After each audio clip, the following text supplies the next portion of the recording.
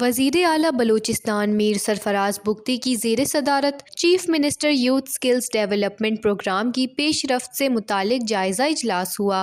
اجلاس میں مشیر محنت و افرادی قوت سردار غلام رسول عمرانی، چیف سیکریٹری بلوچستان شکیل قادر خان، سیکریٹری خزانہ عمران زرکون اور دیگر متعلقہ حکام نے شرکت کی۔ اجلاس میں بریفنگ دی گئی کہ بلوچستان کے باہنر نوجوانوں کو روزگار کے لیے بیرون ملک بھیجنے کے پروگرام کو حتمی شکل دے دی گئی ہے۔ آئندہ ہفتے نوجوانوں کا پہلا بیچ سعودی عرب روانہ ہوگا۔ 24 نوجوانوں کی تربیت مکمل ہو گئی ہے، جبکہ مزید نامزدگی کا عمل بھی جاری ہے۔ اس موقع پر وزیر اعلیٰ بلوچستان کا کہنا تھا کہ سرکاری سطح پر پاکستان کی تاریخ کا پہلا پروگرام بلوچستان سے شروع ہونے جا رہا ہے۔ ہم نے 5 سال میں 30,000 نوجوانوں کو ہنرمند بنا کر بیرون ملک روزگار کے لیے بھیجنے کا ہدف مقرر کیا ہے۔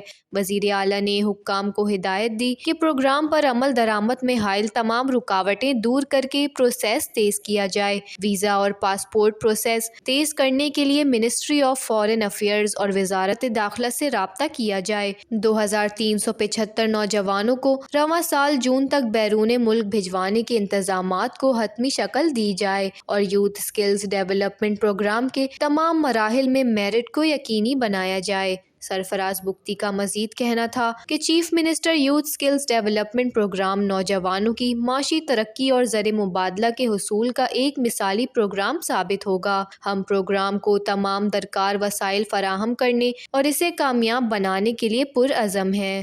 وش نیوز، کوئٹہ، بلوچستان۔